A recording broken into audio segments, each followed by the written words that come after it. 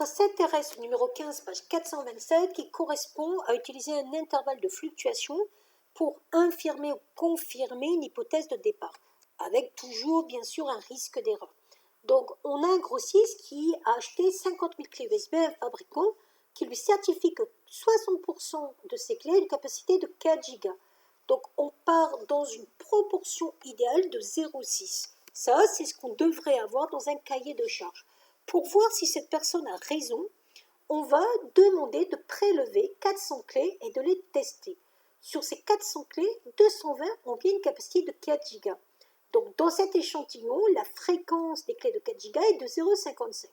Ça ne suffit pas pour infirmer ou confirmer l'hypothèse de départ avec un risque d'erreur de 5%.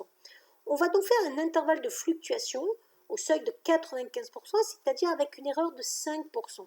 On part sur n égale 400, U alpha avec alpha qui correspond à 5%, 1,96, et P, la proportion idéale, qui fait 0,6. Donc la proportion idéale, 0,6.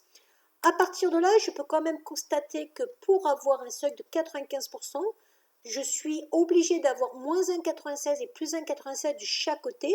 Et ça vient tout simplement du fait que quand on a une loi centrée réduite, la probabilité que Z soit entre moins 1,96 et 1,96 soit égale à 0,95, ça ne marche que justement si on a 1,96 et moins 1,96 de chaque côté.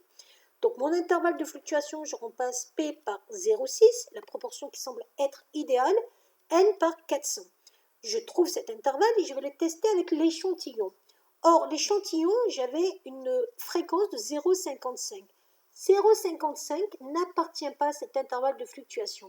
On peut donc supposer, toujours pareil avec un risque de 5%, que le grossiste n'a pas respecté le cahier des charges. Voilà.